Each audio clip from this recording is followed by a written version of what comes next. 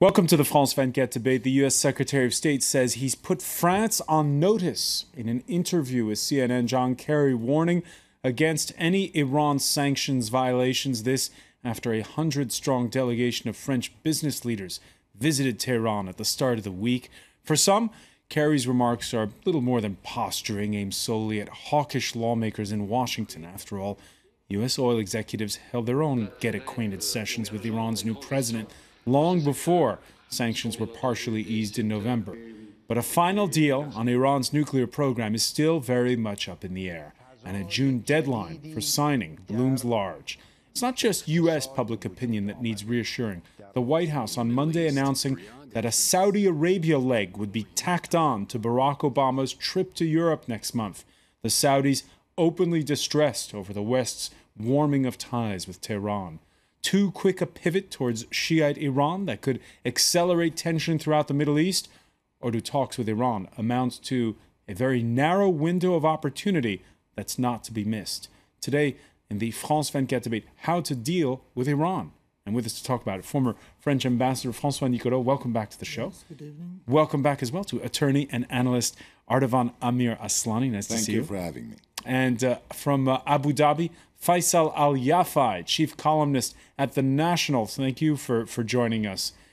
Thank you. And from Washington, James Kirtley of the Foreign Policy Initiatives. Thank you for being with us. The France24 debate, where you can join the conversation on Facebook and on Twitter. Our hashtag F24debate. Well, the French can brag about it. They were first in this week. More than 100 business leaders touching down in Tehran. A delegation that's reportedly to be followed by businessmen from other parts, Belgium, the Netherlands, and Germany. Hungrily eyeing Iran with renewed interest. The oil-rich country with its population of 76 million is a potential goldmine. And companies around the world are hoping the thawing of Western sanctions will reopen the treasure trove. Iran's car market used to be dominated by French giants like Peugeot and Renault, until international sanctions threw a spanner in the works. The number of cars produced in Iran more than halved between 2011 and 2013, from 1.7 million to just 500,000. But in November, Tehran accepted to curb nuclear activity in return for an easing of sanctions. Now production lines are slowly juddering back to life. Investing here is a really good opportunity for foreign manufacturers. We have a large production capacity. It's a win-win situation for both sides. Here in Tehran's suburbs, Renault operates in this factory. Others are following. A delegation of 140 French businessmen set out for the capital to sniff out prospects. Finance Minister Pierre Moscovici said the underlying message should be read as an encouragement to the Iranians to keep their word. Despite saying Tehran couldn't be expected to drop its nuclear program entirely, Iran's foreign minister was keen to reassure the world of the country's commitments. I believe we are at that historical crossroad, that we can establish the type of relations between Iran and this international community that can in and of itself be the best guarantee that it would be foolish for either side to break away from. Here on the slopes above Tehran, Iranians celebrated the easing. It's had a really big effect on public morale. And we've already seen a slight improvement in the economy. Hardliners, on the other hand, believe the deal compromises the country's interests. But for most Iranians, change is urgent. For some, the embargo even hangs lives in the balance. There's a lack of medication. Recently, I treated a patient who had a heart attack. I couldn't save him. Later, I saw he'd been taking bad quality medication. Investors remain wary of the Iranian markets. The recent deal is only an interim accord, with a shelf life of 6 months. So investing here ensures one thing, if nothing else, taking risks. Again, it's not just hardliners that are wary of the deal. That French business delegation raising eyebrows in Washington. Wednesday on CNN, the U.S. Secretary of State saying France had officially been put on notice. While the French may send some business people over there, they're not able to contravene the sanctions, he said. Francois Nicoullaud, he says even the sanction, they will be sanctioned if they do, and they know it. No, that goes without saying. I mean, it's true that there was an important French delegation, I mean, led by the MEDEF, which is the French Confederation of Business and Industry Employers. I mean, these people, they know their job. I mean, they're not morons, you know. They're able to read the text. They know that some things which are allowed, clearly, especially after the agreement on nuclear affairs on the 24th of November, and other things which are not allowed. What is allowed immediately, in fact, is business on a few fields in which sanctions have been suspended. This is true for automotive goods, I mean, parts. It is true for aircraft parts, and it is true more generally, and this is even before the recent agreement, it is true for all humanitarian business, and this covers agriculture, I mean, food industry, it covers medication, pharmaceuticals, I mean, services in the medical field. This allows to make business immediately, in fact. And when will that bear fruits for the French? Do you think that there'll be deals signed immediately on those areas where these sanctions have been eased? It is possible, and it is allowed in these fields. What's your prediction? Automotive industry, aircraft spare parts, and humanitarian goods. I ideally hope that, for instance, in the automotive industry, Peugeot and Renault, which played an important role in Iran, as we have just seen, will be able to come back. This is perfectly legitimate, and nothing can attack, I mean, this kind of decision and this kind of agreement. All right, we have a comment on Twitter. Kerry lecturing the France over the MEDEF, like you say, that's that business leaders group visiting Iran. But what about the 10,000 American companies that deal with Iran? I'm not sure. I don't know if there are 10,000 who deal with Iran. But let me get your reaction straight away, James Kirchhoff, to Ambassador Nicoullaud, hoping that companies like Renault and Peugeot can quickly sign deals. I don't think that's what we need right now. I think if the goal is to stop Iran from building a nuclear weapon, we've seen that the sanctions that have been placed for years were very effective in getting the Iranians to come to the table in the first place.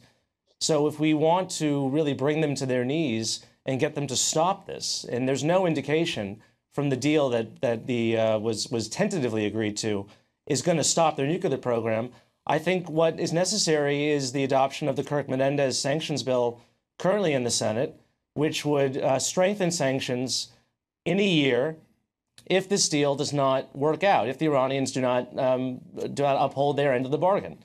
So it's disappointing to see these French businessmen going over. I don't really blame them because the messages from Washington have been so muffled, and it's been unclear what Washington wants. I mean, we've seen John Kerry making these statements, but at the same time, we have Wendy Sherman, who's the lead negotiator, saying that it's actually a good sign to have European businessmen going to Iran because it sends the message that this is going to this will convince them to hold up their end of the bargain. So it's a very mixed message coming from Washington. Ardavan Amir Aslani? I don't think the message that comes out of Washington is mixed up. As a matter of fact, I think it's perfectly clear. As Ambassador Nicoullaud pointed out, the French delegation went to Iran on a perfectly legitimate basis to conduct discussions with the Iranian counterparts within the framework of international law. Number one. Number two, as far as the position of the United States is concerned, it's very clear. There is an interim deal. Iranians have got 6 months to reach a final agreement with the group of 5+1, Security Council permanent members plus Germany.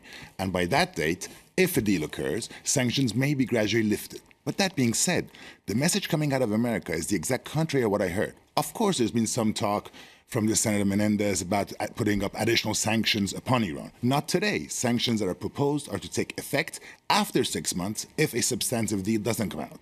But furthermore, what we're getting from the U.S. is a different message also.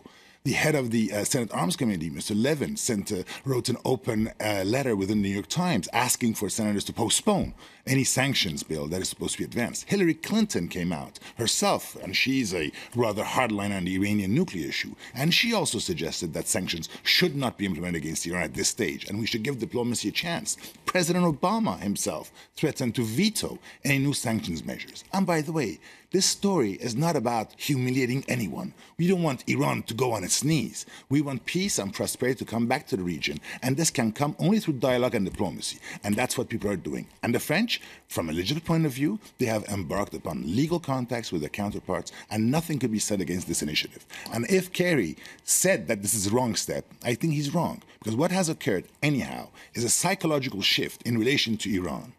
Sanctions are still implemented, it's true, but the people are looking differently at Iran. Look at Austrian Airlines. They have embarked themselves on renewing their flights to Tehran.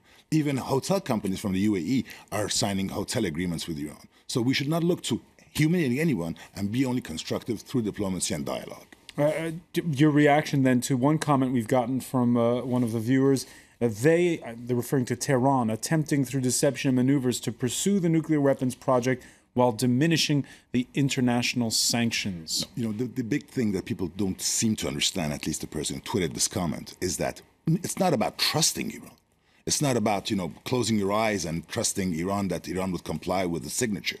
In this specific matter, you have an international organization with the means to verify what Iran has undertook to abide by. It is the International Atomic Energy Agency. And they have sent people over there who, in the instance of Natanz and Fordow centrifuge facilities, they're going in every day to check out whether Iran is complying with this undertakings. There are cameras filming the facility 24 hours. It's not about trusting anyone. It's about ensuring that Iran complies with signature. James Kirtley? Yeah, the people at the IAEA would really beg to differ with the last commentator's description of the access that they've had to the nuclear facilities. I mean, for the past 10 years, the Iranians have been deceiving the world repeatedly. I mean, building facilities in the sides of mountains, miles underground does not really instill confidence that this is a civilian nuclear program. The fact is that Iran does not need a civilian nuclear program. They have the second highest gas reserves in the world. There's lots of potential for renewable energy. They have a huge oil stockpile. Devoting billions and billions of dollars and to be going through all these problems with the international community leads one to the conclusion that the aims of this program are not civilian. We can always go back to history and look at what people did or did not. Today, it's about Iran being a member of the Non-Proliferation Treaty, abiding by its signature. The NPT authorizes Iran to have a civilian nuclear program. The NPT authorizes Iran to enrich uranium on its own territory, and that's what the Iranians are trying to do. So you cannot constantly go back to history. To the comment that it doesn't need a nuclear program? And nuclear energy is not only about energy. It's about science. It's about medication. It's about pharmaceutical products. It's about the general technological progress of a country at large. The U.S. is going to become energy independent. Please allow me to say what I have to say, and then you can interrupt later on. The United States is going to become energy independent in 2015. Does that imply that the Americans should shut down their nuclear facilities? Being energy independent from non-nuclear sources should not prevent people from having access to the technology and science that goes with it. James Kirtley? Again, their economy is suffering. They have vast oil and gas reserves. There's lots of potential in the renewable field. It's very difficult to see why, given all the trouble that they've gone through and the threats of potential military attacks from Israel and the United States and the sanctions and the international isolation that they've been receiving, that they would be going through all of this just for a civilian program. I find that very difficult to believe, and I think most people in the IAEA find it difficult to believe as well. That's not true. Let's go to Faisal Al Yafai, and I got to say, Faisal, you're in a very interesting place because you're where you're sitting in Abu Dhabi. You're between Saudi Arabia, and we know their position. We're going to talk a little bit more about them as well in a moment. And places like Dubai, which stand to make a lot of money out of more trade with Iran. What's the view where you are on this French delegation visiting? Well, you're certainly right about the position of the UAE and of the Gulf. The Iranians are right across the Persian Gulf, across the Arabian Gulf. So it's a very real issue. I find myself very much in agreement with Ardavan, actually. I think that this is business as usual. This is the carrot and stick approach that they've been talking about. And this is merely the French going to Tehran to show off the carrots that they have on offer. I think that will bring the Iranians are more likely then, once they see what they can get after the sanctions, they're more likely to adhere to the deal. But I think what John Kerry was doing was sending a signal to those hardline people in Washington, but also to the Gulf, because the Gulf has this question about Iran, about this shotgun marriage between the Iranians and the Americans. And that is that as the traditional allies in this region of the Americans, I think they are concerned that they have been sidelined in this rapid rapprochement with Tehran, and they don't want what they consider their legitimate concerns to be sidelined if Mr. Obama is searching for a legacy in the next 3 years. Francois Nicoullaud, let me ask you about this, because people forget that when they sat down for those nuclear negotiations back in November, it was the French towing the hard line, the ones who said, hey, wait a minute, this isn't a good deal, let's go back to the table, and they signed the second time around. And now it seems as though the French are the ones who like to employ the more carrot than stick. Yes, perhaps, but they're not the same French. I mean, on one side, you have the government, which follows a political line, and the other side, you have the business community. And they're making business. We are an open society, People, the French businessmen are not, submitted to the government. And in that case, the government shows a line, that we know, a hard line, that's true. People have said that it is because of the French, submission to Israel or to Saudi Arabia. Things are not that simple. First, one has to remind, that this negotiation between Iran and the 5+1, the 5 permanent members of the Security Council plus Germany, these 6 powers, they don't negotiate for themselves. They negotiate for the international community. The international community includes, in the first line, the neighbors of Iran. So it's not absurd. It's not illegitimate to take into account the worries, right or wrong, the worries of Israel or the worries of Saudi Arabia. So this is for the political line on the French. And on the other side, we have the businessmen. All the companies which had an interest in Iran or had worked with Iran and in which Iran had an interest, it's true, were present in Tehran, but there have been businessmen from other countries before, and there will be after. I've met American businessmen when I was ambassador in Tehran.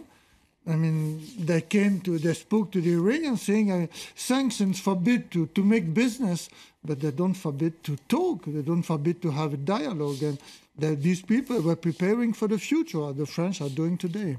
All right, when we come back, we're going to look at how it's all playing over in Tehran. Stay with us. You're watching the France24 debate.